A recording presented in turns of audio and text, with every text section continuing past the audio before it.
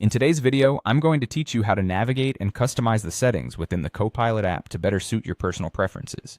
Whether you're a new user or someone who has been leveraging this fantastic tool for a while, understanding how to personalize your experience can significantly enhance productivity and ease of use.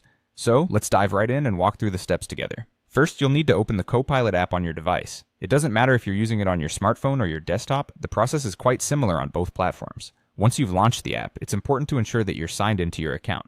Signing in not only gives you access to your personalized settings, but also ensures that all your data and preferences are synced and securely stored.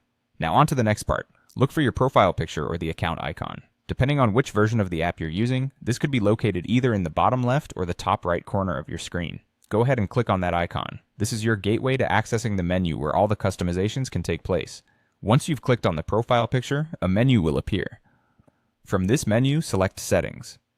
This section is where we're going to spend some time fine-tuning your app experience. Inside the settings area, you'll encounter several options that allow you to tailor your experience. Let's start with privacy.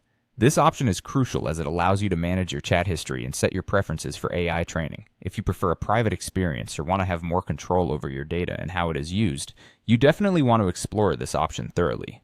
Moving on, the voice settings allow you to alter how the app interacts vocally with you.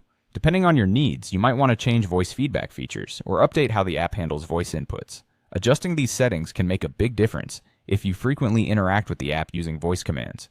Next, we have notifications. This section is where you can control all the alerts and messages you receive from the app. Whether it's reminders, updates, or other app activities, you can decide which notifications are essential. This helps in reducing distractions and staying focused on other important tasks.